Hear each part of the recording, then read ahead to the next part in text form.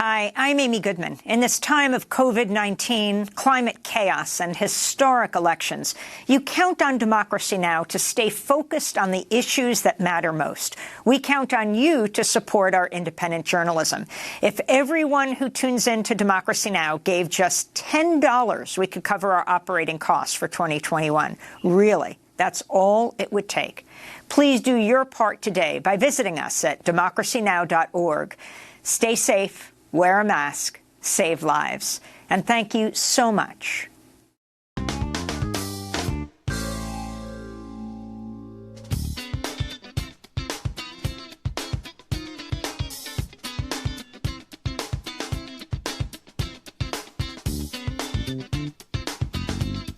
From New York, this is Democracy Now!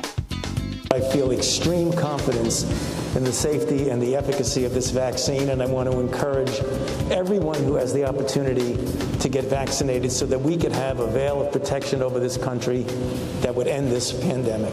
As the nation's top infectious disease doctor, Anthony Fauci, gets the coronavirus vaccine, we speak to an emergency room doctor in Yuma, Arizona, who's gone from treating soldiers in Iraq to fighting a pandemic at home. He lost his job in Arizona, then got it back after speaking out about conditions in the Arizona hospitals. We then will look at Joe Biden's pick for Education Secretary, Miguel Cardona, a former elementary school teacher who now oversees schools in Connecticut. Plus, we go to California, where Governor Gavin Newsom has picked California's Secretary of State, Alex Padilla, to fill Kamala Harris's Senate seat. Can you imagine what the mom would be thinking now as I ask you if you want to be the next U.S. Senator of the United States, the great state of California? You serious? This is the official, this is the ask, brother.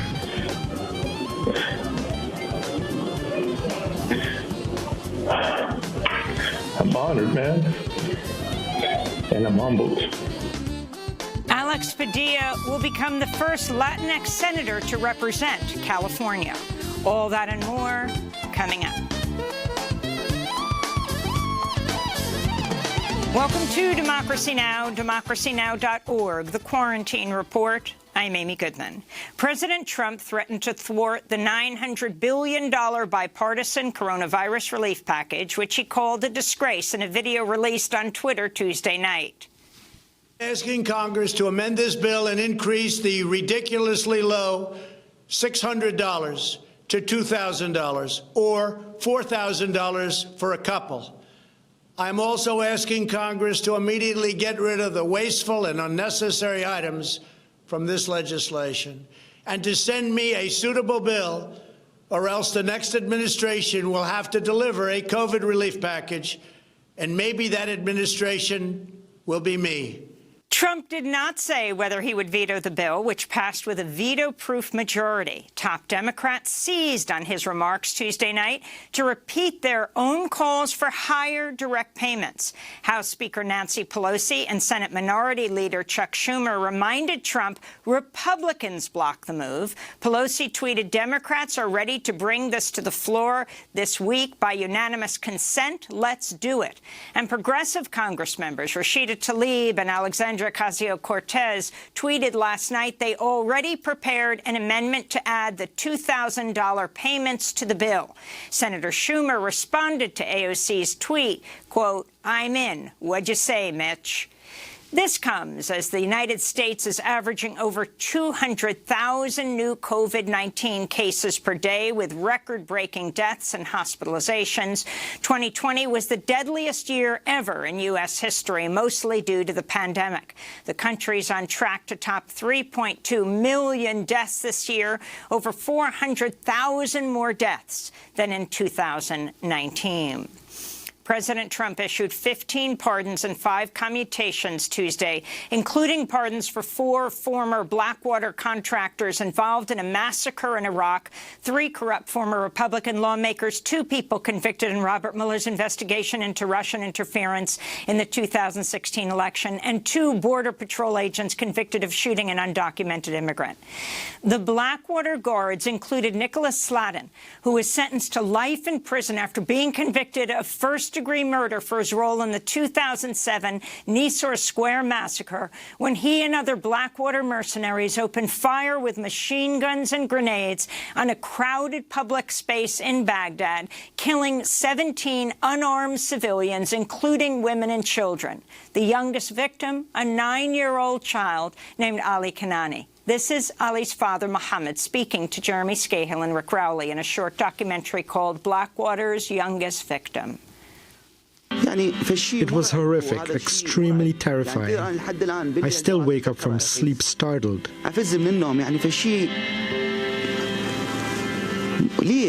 Why, I ask, why would they do this? We are civilians sitting in our cars. Most of the cars had families in them. So why did this happen? I kept hearing boom, boom, boom in my car. Bullets were flying everywhere. It was horrific, horrific. I don't know. I don't know how to describe it. Blackwater was founded by Eric Prince, a close ally of President Trump. Prince's sister, Betsy DeVos, serves as education secretary. Go to democracynow.org to see our full coverage of the Nisour Square massacre. President Trump also pardoned Ignacio Ramos and Jose Campion, 2 former Border Patrol agents who were convicted in 2006 of shooting an unarmed Mexican man, then covering it up. A pardon was also given to George Papadopoulos, a 2016 campaign foreign policy advisor who pleaded guilty to lying to the FBI during its Russia investigation. The 3 former congressmen given pardons or commutations were all allies of President Trump. Duncan Hunter, who pleaded guilty to misusing campaign funds, Chris Collins, who pleaded guilty to insider trading. Both were the earliest congressional supporters of Trump. And Steve Stockman, who is convicted for stealing hundreds of thousands of dollars in charitable donations. Trump was pushed to commute Stockman's 10-year sentence by the conspiracy theorist lawyer Sidney Powell, who's been helping Trump try to overturn the November election. She has visited the White House a number of times this weekend. Trump also reduced the sentences of 3 women convicted of nonviolent drug crimes. President Trump is expected to grant more pardons in the coming weeks. On Tuesday, the UN Special Rapporteur on Torture, Niels Melzer, urged Trump to pardon WikiLeaks founder Julian Assange. Meanwhile, Trump is reportedly considering granting legal immunity to the Saudi Crown Prince, Mohammed bin Salman, who is facing a federal lawsuit over a plot to assassinate a former top Saudi intelligence officer who now lives in Canada. Such a move may provide the legal basis to protect bin Salman over the killing of the Washington Post journalist Jamal Khashoggi.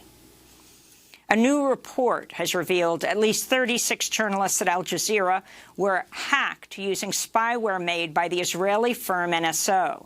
The hack was uncovered by the Citizen Lab at the University of Toronto, which tracks use of the software known as Pegasus that allows users to remotely exploit and monitor hacked devices. Saudi Arabia and the United Arab Emirates are believed to have been behind the attacks. The number of journalists killed in retaliation for their work more than doubled this year, with Mexico being the most dangerous country for journalists in 2020, followed by Afghanistan and the Philippines. This according to a new report by the Committee to Protect Journalists, which found at least 30 journalists have been killed around the world this year. In related news in Mexico, the former mayor of a small town in the state of Chihuahua has been arrested for complicity in the 2017 murder of La Jornada journalist Miroslava Breach. Hugo Ahmed Schultz is accused of providing information about Breach, who covered the drug war, to an organized crime group suspected of her murder. Israel is headed towards its 4th election in under 2 years after lawmakers failed to pass a national budget Tuesday's deadline, triggering an automatic dissolution of parliament. This comes as weekly protests continue against Prime Minister Benjamin Netanyahu over corruption charges and his handling of the COVID-19 pandemic. In other news from the region, Israeli forces shot and killed a Palestinian teenager in occupied East Jerusalem Monday night. 17-year-old Mahmoud Omar Kamil was from the West Bank. In Canada, exiled Pakistani human rights activist Karima Merab Balok was found dead in Toronto this week. Her husband believes she went out on a walk Sunday and never returned home. Her body was found the next day. She fled Pakistan after receiving threats due to her human rights work in her home region of Balochistan. In 2016, the BBC named her as one of the 100 most influential women working in human rights. Earlier this year, another exiled activist from Balochistan, the journalist Sajid Hussain, was found dead in Sweden. Back in the United States, California Governor Gavin Newsom has appointed California Secretary of State Alex Padilla to replace Vice President-elect Kamala Harris in the U.S. Senate. Padilla will be the first Latinx senator to represent California, a state which is 40% Latinx. His parents immigrated from Mexico. In a video posted by Governor Newsom to Twitter, Padilla talks about how his family's background has shaped his political work. I can't tell you how many pancakes my dad flipped or eggs he scrambled, trying to provide for us, or into the many, many years of my mom cleaning houses, doing the same thing. So I try so hard to make sure that our democracy is as inclusive in California as we built, and to have an important perspective to bring to Washington. After Kamala Harris leaves the Senate to become vice president, there will be no black women U.S. senators. We'll have more on Alex Padilla later in the broadcast. The Justice Department suing Walmart for its role in fueling the country's opioid epidemic. The lawsuit accuses Walmart of filling thousands of invalid prescriptions, failing to report suspicious opioid prescriptions, and pressuring employees to fill orders quickly, even when they were not written for valid medical purposes. Some 450,000 people have died from opioid overdoses in the past 20 years. In Tacoma, Washington, the immigration advocacy group La Resistencia is reporting guards at the Northwest Detention Center have threatened a hunger striker with force feeding. Victor Fonseca, an asylum seeker from Venezuela, has been on hunger strike for over a month, protesting the ICE jail's dangerous conditions during the pandemic and demanding prisoners with underlying medical conditions be released. Fonseca is currently awaiting deportation. Here he is speaking from the prison at the start of his hunger strike. What do I have to lose? I have already lost everything. I lost my freedom. I lost my family, my children. Enough is enough. I need to do this because otherwise I will die here. According to La Resistencia, at least 20 prisoners at the Northwest Detention Center are currently on hunger strike. And in Chicago, over 1,500 essential workers staged a one-day strike Tuesday to demand safer conditions and hazard pay during the pandemic for all essential workers. Hospital, health, and maintenance workers, Cook County Clerk's Office workers, and employees from the Sheriff's Office say county officials have been refusing to negotiate as workers continue to serve essential frontline roles amidst the pandemic. This is Reverend James Phipps, who serves on SEIU's executive board for Cook County and was an organizer with the Student Nonviolent Coordinating Committee during the Civil Rights Movement. They disrespect us. They disrespect our union, but at the same time, they want us to support them financially, for them to attain their goal.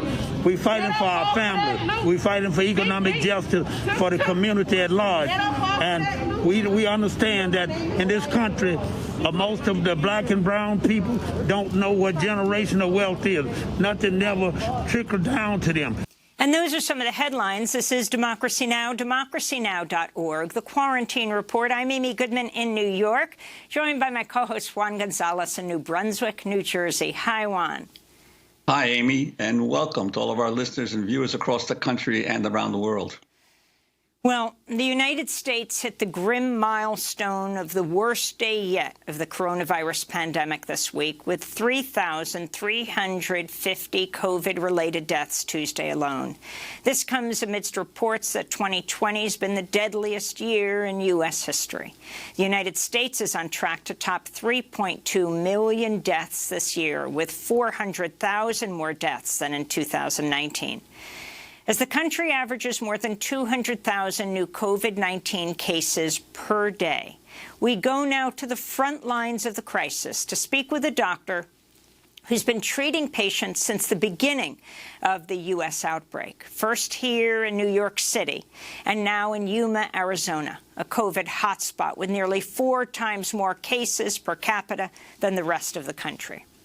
Yuma is home to one of the world's largest military installations, also a massive prison facility where more than 600 prisoners recently tested positive for COVID-19, and the prison warden died after COVID complications.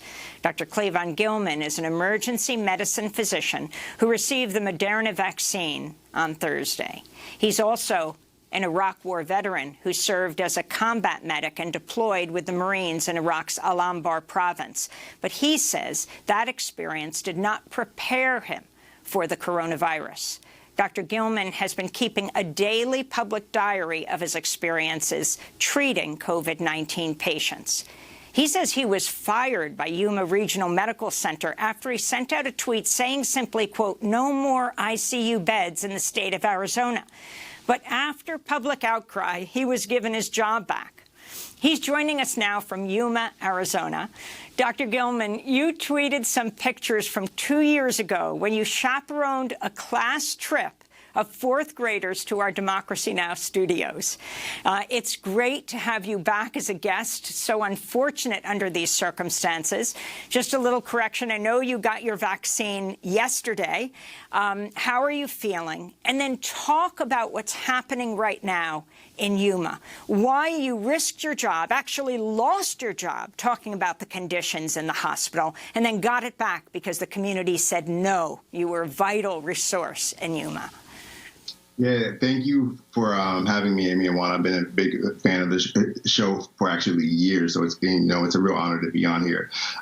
Yeah, I got my vaccine yesterday, the Moderna vaccine, and it was a bit, I was a bit uneasy about it because there have been 310,000 people who have died from the virus. I've lost 3 of my colleagues as well, Rami, Marion, Lorna Breen, who took her own life. I've also had a 27-year-old cousin as well who has died from the virus. So, of course, getting this vaccine was a bit of sort of a virus guilt in a sense, I feel. But I'm feeling great. I have a bit of a soreness in the arm now, but otherwise, I feel great. The condition here in Yuma, Arizona, it's crazy because I was in Manhattan and then I fly out here. I moved my whole family out here, and this is a hotspot as well, too. But it's the same deadly pandemic here as it is in Manhattan. I think the only thing that's kind of changed is the volume of patients. Is not as many patients here in Yuma, Arizona. However, the resources are not the same here as well, too. We have less staff here. It's the only hospital for hundreds of miles. And so our hospital is seeing an unprecedented number of patients who have COVID. The tweet that got me I guess I'll just begin with saying that I have a moral obligation to telling people the truth about this pandemic.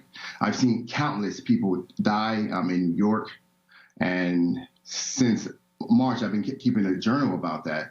And so here, the week prior to November 20th, I was seeing more and more patients who had COVID. And so our governor here, Governor Doug Ducey, was telling everyone that there were 180 ICU beds. So then I show up to my shift and I'm unable to transfer 3 ICU patients. And I had to manage those patients in the ER and see brand new patients at the same time. So I put out a tweet. It went viral. The next day I was advised I was not able to return back to the job. My medical group tried to negotiate over the next 3 weeks, and the hospital refused to let me return, despite 4 docs being out with COVID as well. And so eventually I talked to a reporter, and she dropped an article, and then there was a huge public outcry to have me return back to work. Well, Dr. Goodman, as Amy mentioned earlier, the Yuma is also home to a massive military base and prison complex. Can you talk about how these types of facilities have contributed to the spread of COVID-19 from what you've been able to tell? Yeah, it seems the first case here actually came from a soldier on the base. So that's how it was introduced to the community here. So there are a lot of military personnel and a lot of retired personnel as well here. I'm seeing a majority of the cases here, though, are not from the military, though. They're from underserved populations here. 60% of the people here are Latinos, so I'm seeing a large majority of those patients who have the virus. And the prison here, there's a huge prison outbreak here, 650 people who have the virus. And those patients are beginning to trickle in to the ER.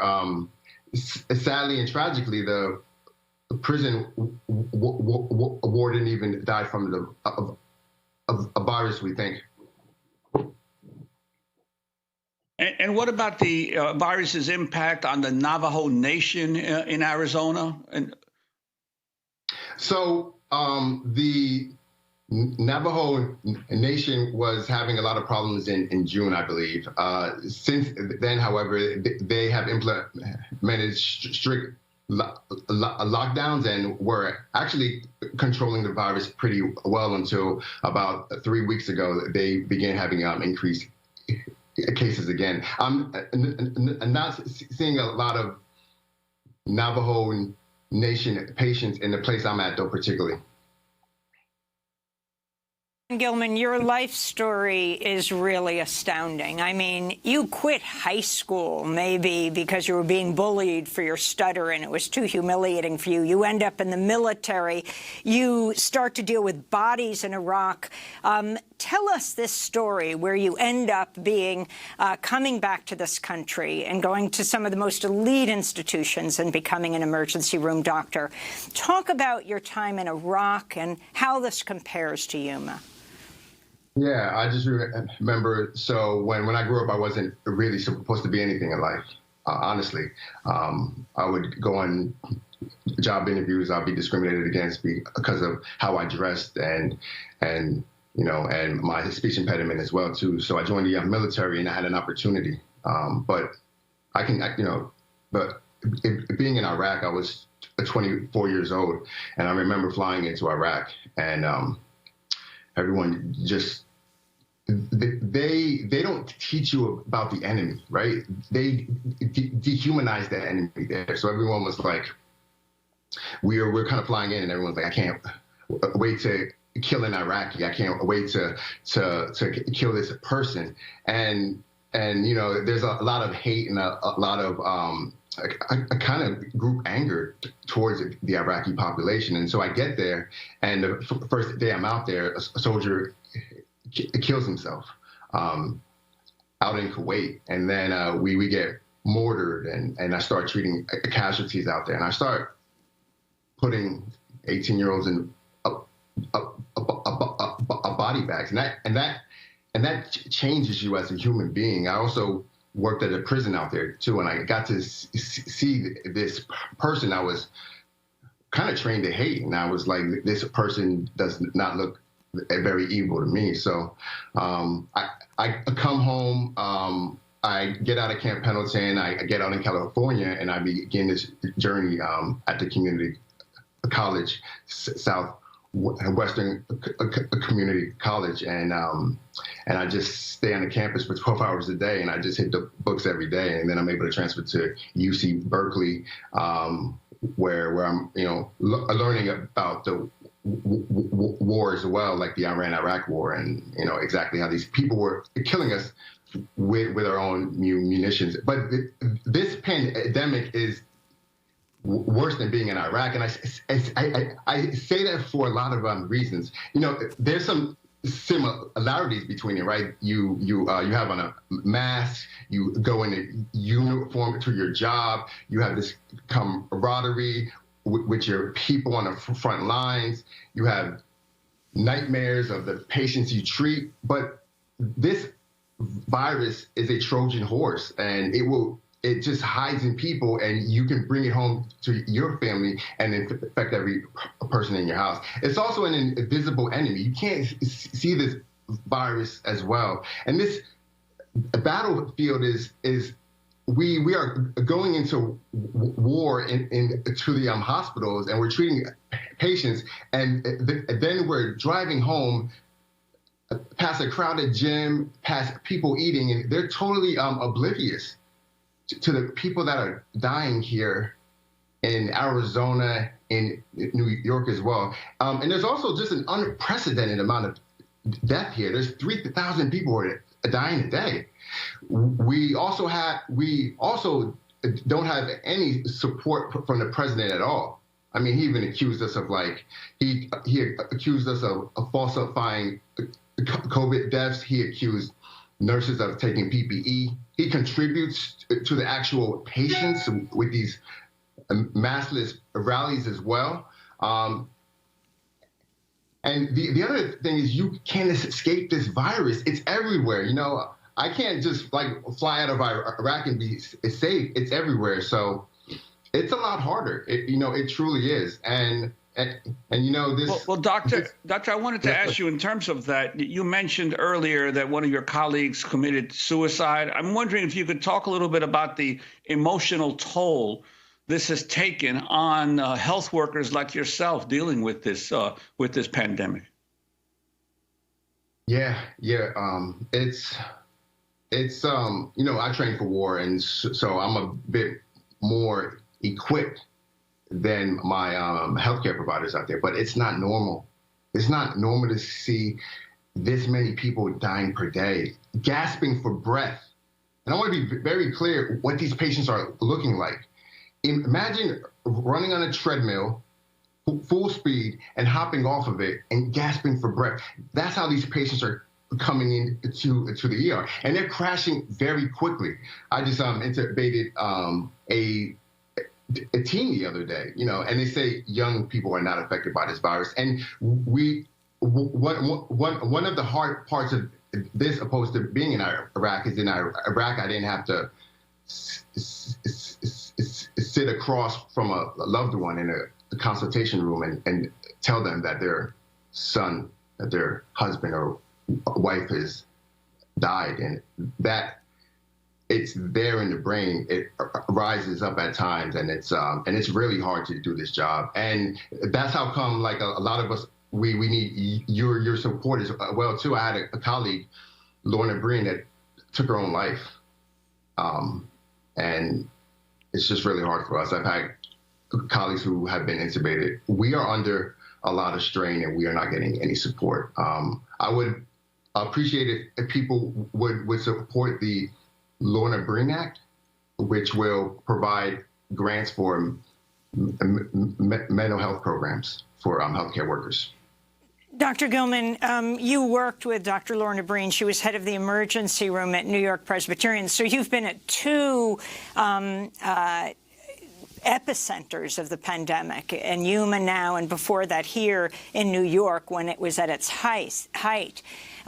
Stat News did a profile of you, one of the most respected health websites, and they show a picture of you in a hallway of New York Presbyterian here in New York, where you're sitting by yourself in what you call the bad news chair, because you used it when you phoned families of patients who had died. The idea that you're not only desperately trying to save lives, but you're often, along with nurses and other hospital staff, the only people around a patient when they die. Talk about that chair. My God, Amy, the chaos in the emergency room in New York is unlike anything I've ever experienced before. We were intubating, putting breathing tubes in 20 to 30 patients per day. And I was calling 2 to 3 loved ones a day to tell them that their family member died. And let me tell you about the job that it's really hard to be an ER doctor. It's really hard to be an ER nurse. And it's hard when you see your community that is being killed by this virus. Janitors, grocery workers, bakers, everyone, my whole community was dying from this virus. And so I would have to call, and I had to have a place that was very quiet. And so I would kind of prepare myself for that moment. And it's always the same thing. I would call up and they knew I was going to give them very bad news. And it's just, honestly, it's just this shrill cry that they say. And even worse, when the person on the phone had to translate it, and you heard it twice, and it's just a dagger in the heart over and over again. And, just countless times throughout my shift throughout the pandemic. And it's really hard on us. This is, we are going to have a lot of PTSD in this country. And it's just horrible. It's a horrible disease.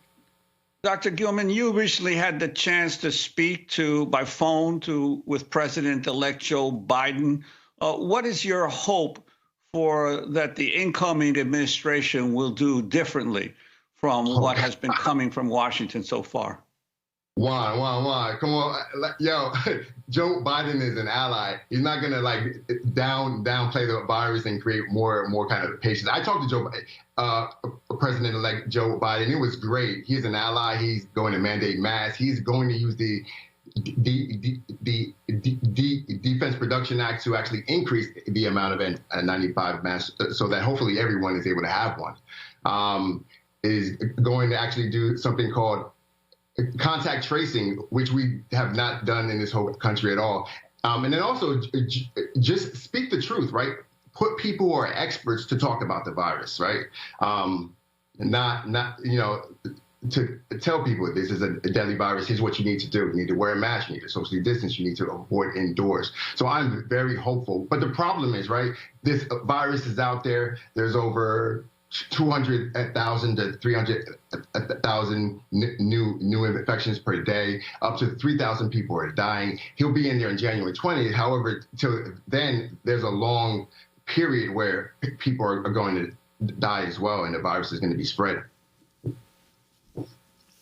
Final words for Governor Ducey and President Trump. Even as President Trump will be leaving soon, whether he is accepting this or not, there are so many days between now and January 20th, days where thousands of people will die.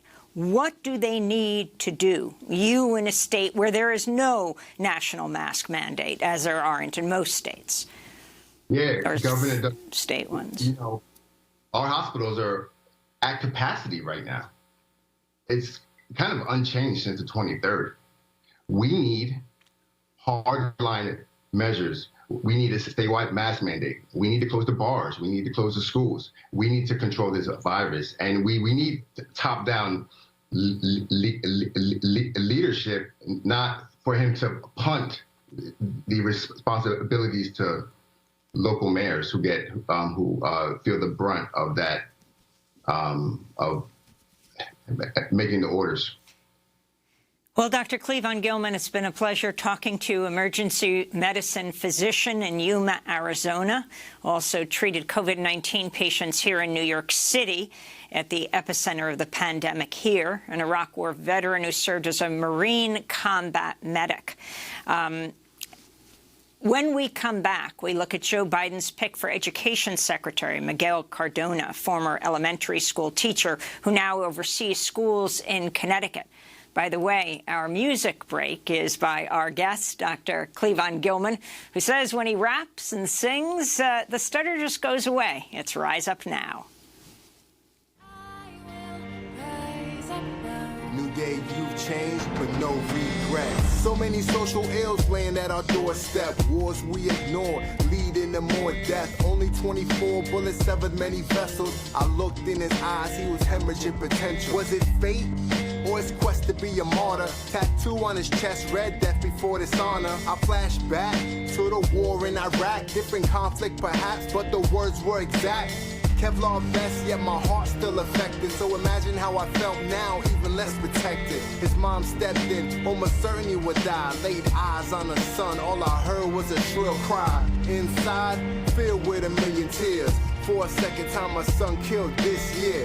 It's impossible to clear my mind and rest. The way hospitals juxtapose life and death. I will rise up now. Bend but don't break, keep hope in your faith.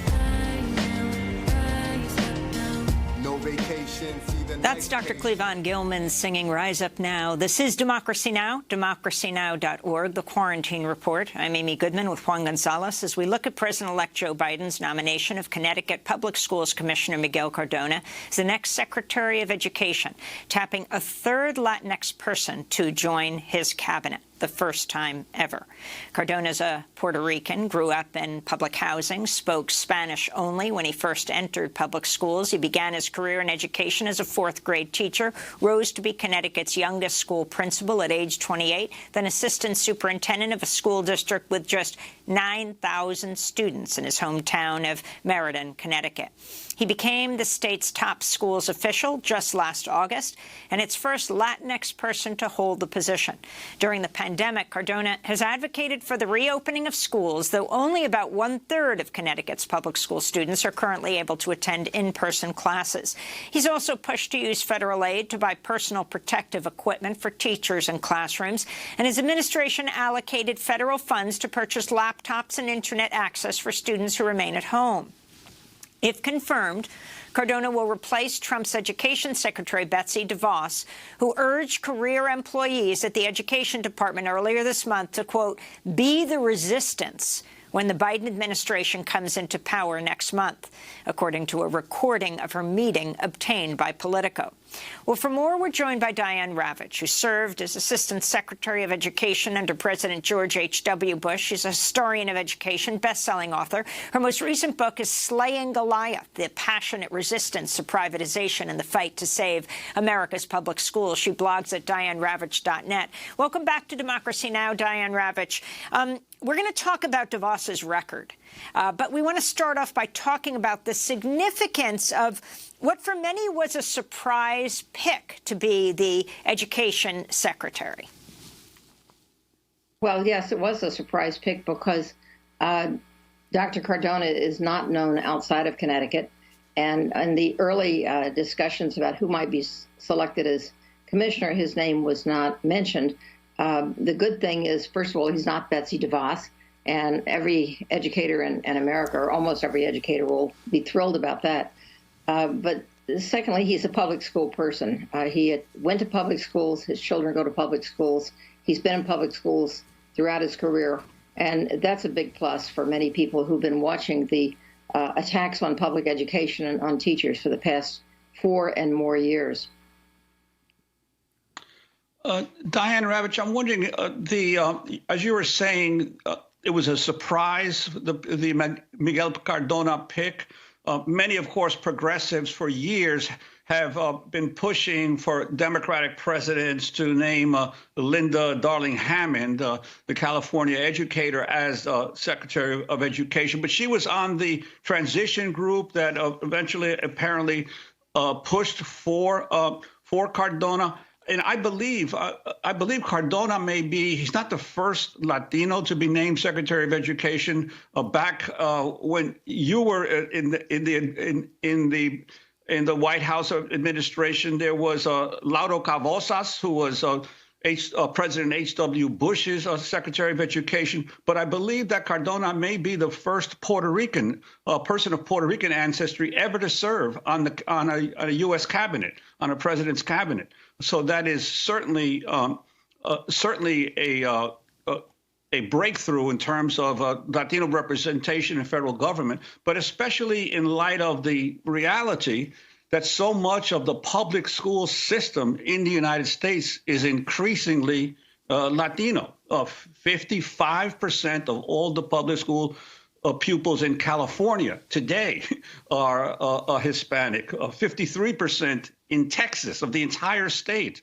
40% of New York's public school population, and even North Carolina, 16% of the entire public school population of North Carolina is Latino. So really the problem of solving the education obstacles to Latino children in public schools are really at the heart of improving public education. So in this sense, do you think that there might be a real potential for progress with Cardona as running the education department?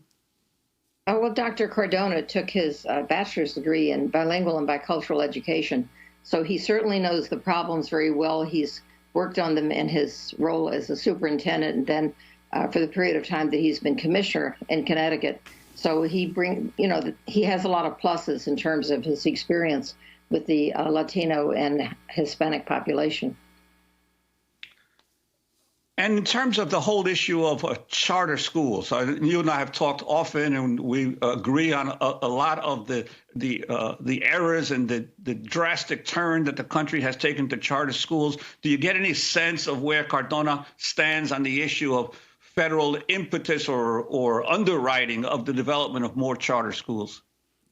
Well, here's the thing, is that I think that in part Cardona was chosen because he's non-controversial.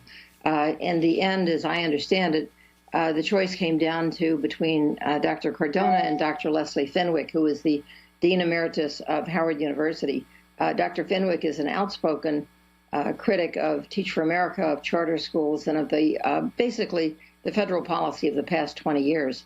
And I happen to agree. She is a progressive. I publicly supported her on my blog because I think she would have upended federal policy. And I don't think that the Biden administration wanted to upset the so-called reformers by choosing someone who was so outspoken.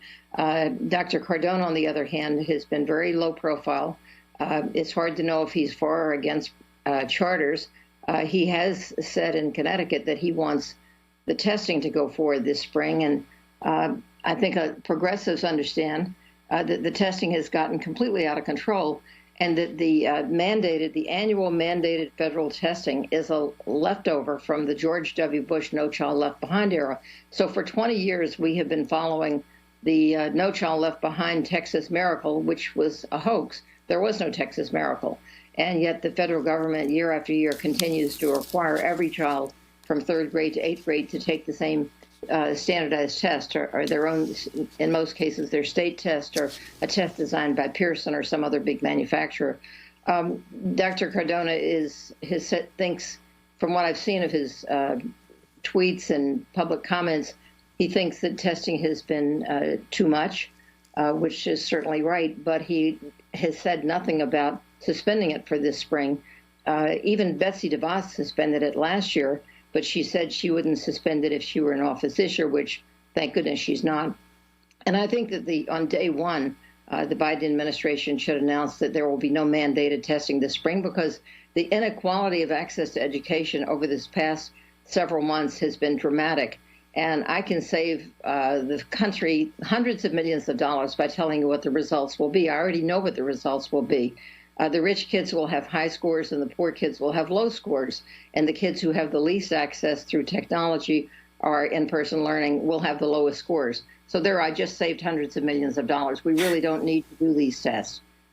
So, Diane Ravitch, for people who don't know who you are, a former Assistant Secretary of Education under President George H.W. Bush, you then took a very different turn after the data started coming in on charter schools and fiercely opposed them.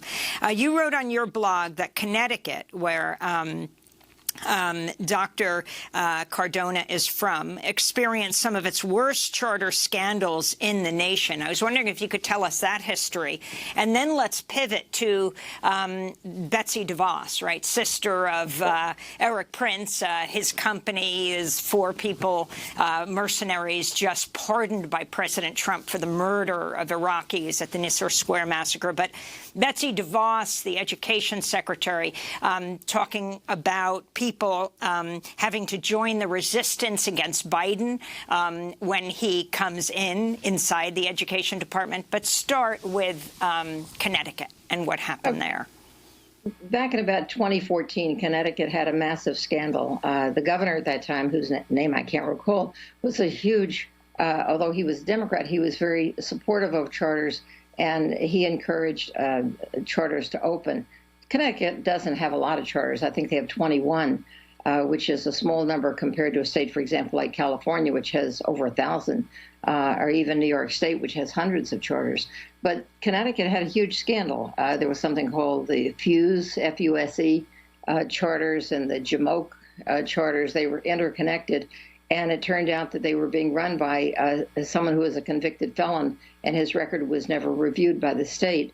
There were also charges of nepotism, and basically a chunk of that charter chain closed down, but it's still there, and it had to clean up its act.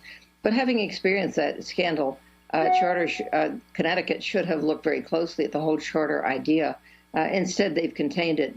Connecticut happens to be home to one of the earliest of the no excuses charter chains. The no excuses means that kids are disciplined in a very harsh manner.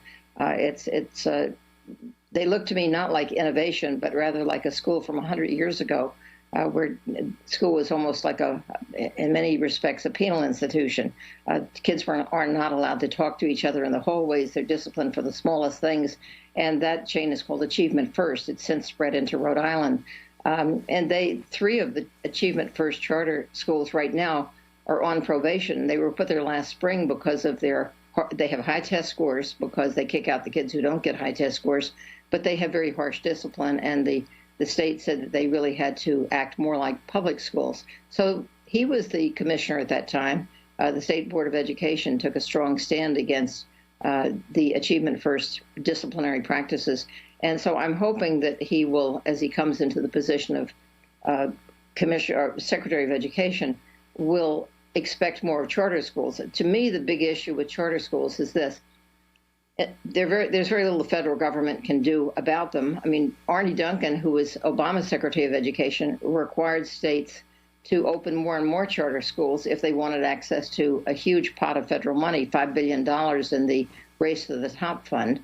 And what the Secretary does now is to hand out $440 million every year to open new charter schools. Most of that money under Betsy DeVos has gone to corporate chains, and it's gone to states that didn't want the money and don't want new charter schools, and then they open anyway because the money is there. So I think that the first priority in terms of charters is to defund that $440 million slush fund, which DeVos used for her own private passion, which is undermining public schools and advancing privatization. As for Betsy DeVos's statement to the career staff at the Department of Education, I can tell you, having worked there, that the career staff is committed to the mission of providing support for public education. That, with the exception of the people that she brought with her, who I hope will all be gone with her, the career staff does not share her goals and will not be resisting. I expect, if anything, that they will identify Trumpers who have been embedded into what appear to be career jobs, but in fact are political people, and they know the difference, and they'll share that with the incoming Biden team. They do not share her mission of undermining public education. Diane Ravitch, I want to thank you for being with us, education historian, author, former Assistant Secretary of Education under President George H.W. Bush. When we come back, the appointment to the Senate seat in California, the first Latinx U.S. Senator from California. Stay with us. Faithful friends who are dear to us will be near to us once more. Someday soon we all will be together if the fates allow.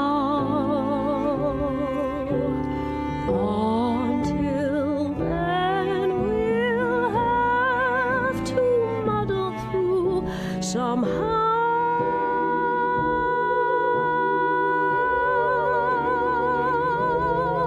So have yourself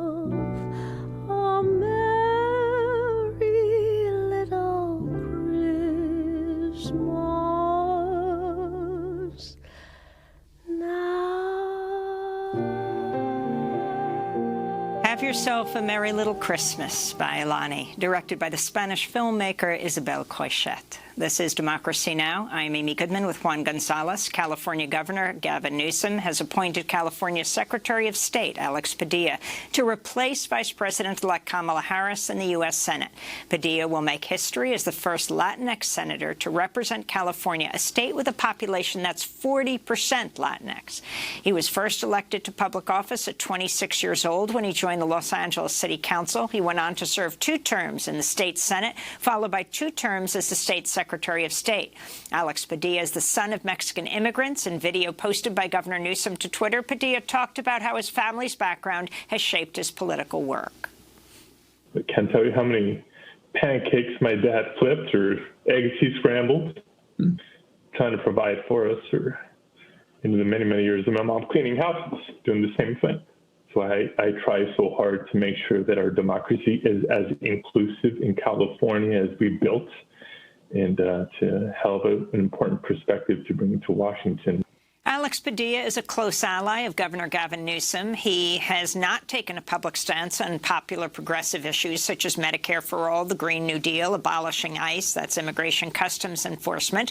For more on his appointment, we go to Los Angeles, where we're joined by Fernando Guerra. He's a professor of political science at Loyola Marymount University, where he's also director of the Center for the Study of Los Angeles. We welcome you to Democracy Now!, Professor Guerra. It's great to have you back after a number of years. Can you start off by talking about the significance of this appointment and who Alex Padilla is, someone you've known for many, many years? Well, obviously the significance is very historic and symbolic that Latinos now have this position. There's been tremendous amount of Latino political mobilization, and you've seen Latino mayors like Antonio Villaraigosa, Lieutenant Governor, Secretary of State like Alex Padilla. You've seen Latinos be the head of the legislature as Speaker or as President Pro Tem of the Senate. Really, the only 2 positions that Latinos haven't gained in modern times is the U.S. Senate, which they've never held in California, and governor. There was a Latino governor back in the 1870s, but this is really a reflection of the historic importance of Latinos. Also, politically, you know, we think about Latinos are 40% of the population, and they're also a significant number of the electorate. It is because of Latino political mobilization that California is deeply blue. Without that Latino mobilization, California would be purple and maybe even red, and would change the whole dynamics of national politics. I remind people that for many presidential elections, Republicans always won California. It wasn't until 1992 that Democrats started winning, and barely winning because of, we all know, the Ross Perot factor there. But after that, it really depended on the Latino vote. And the Latino vote is the backbone of California being democratic, which becomes the backbone of the Democrats having a chance in the Electoral College. And so historic significance, but also political significance. And Professor Guerra, Alex Padilla is, from what I can tell, is part of this whole sort of generation of key Latino leaders in California, and I include in that Antonio Villaraigosa, Gil Cedillo, the city councilman from LA, Javier Becerra, Kevin De Leon, who all came of age in the fight against Proposition 187 in the mid-90s, and really began to exercise their leadership. But he's not necessarily one of the most progressive of this group. Could you talk about his Sure. sort of political leanings? You are right, and it's a great point. Alex Padilla is part of the original resistance to the Republican anti-immigrant policies of the early 1990s. Many of your viewers remember in 1994, there was a proposition in California, Proposition 187, which was anti-immigrant, anti-Latino.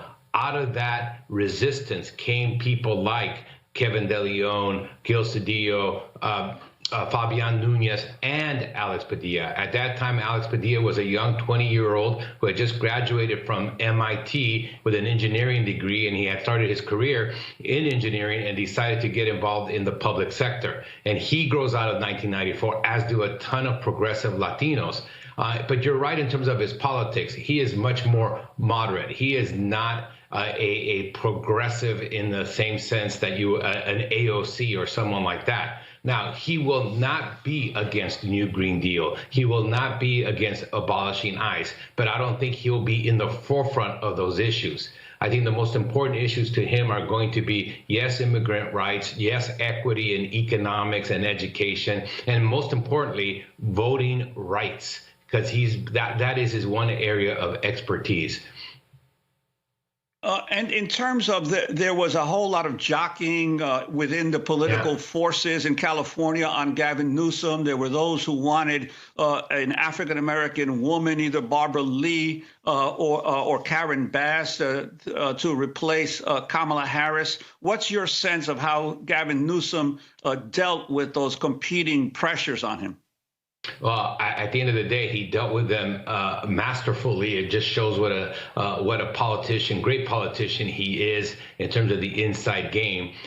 You are, absolutely right that there was tremendous amount of pressure on him to appoint a Latino, to appoint a African-American female, to appoint someone from the LGBT community, to appoint someone from Southern California versus Northern California, to appoint a woman. And there were newspaper ads taken out in the Los Angeles Times and San Francisco Chronicle and the Sacramento newspapers from different constituent groups, all urging him to appoint someone that they were obviously supporting. At the end of the day, he understood the historic significance for Latinos. He also had other variables. Number one, that Alex Padilla has been a strong ally of the governor for many years. Not only did he endorse him for governor in 2018, Alex Padilla actually endorsed Newsom for governor in 2010 when Newsom was thinking about running against Jerry Brown. Also, they share a lot of the same perspective. In addition, he also thinks that Alex Padilla can hold the seat in 2022. You don't want, as a governor, to appoint somebody and then they automatically quickly lose the seat. He's held statewide office before, and he's, he'll have a good shot at staying in that seat in 22. He'll definitely have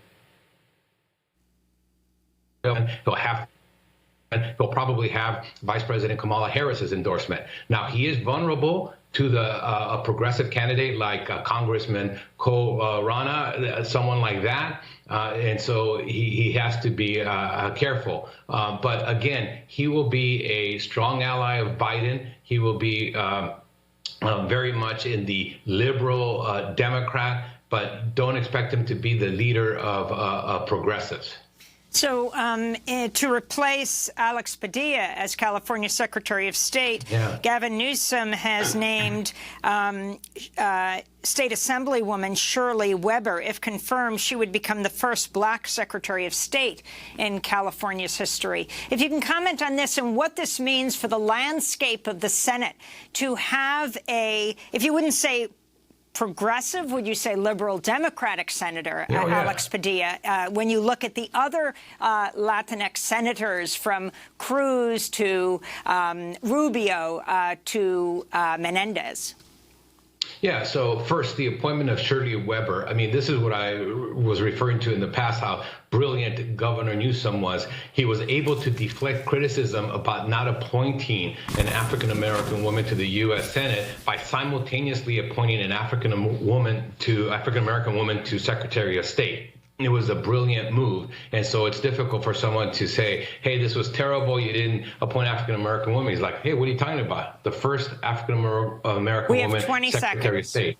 Yeah. And so, yes, he's going to be a moderate. He's going to be a lot more liberal than the Latino U.S. senators that exist. You have two Cubans and Cruz and Rubio, who are also a Republican. But you have now four Democrats, Melendez and in Nevada, and a new one in Lujan in New Mexico. He will, I think, be more progressive than any of those. Well, I want to thank you, Fernando Guerra. We'll be getting back in touch with you, Professor of Political Science at Loyola Marymount University, Director of the Center for the Study of Los Angeles. That does it for our show. On Tuesday, tune into our documentary 4 Days in Western Sahara. On Friday, our interview with the late John le Carré. Remember, wearing a mask is an act of love. I'm Amy Goodman with Juan González.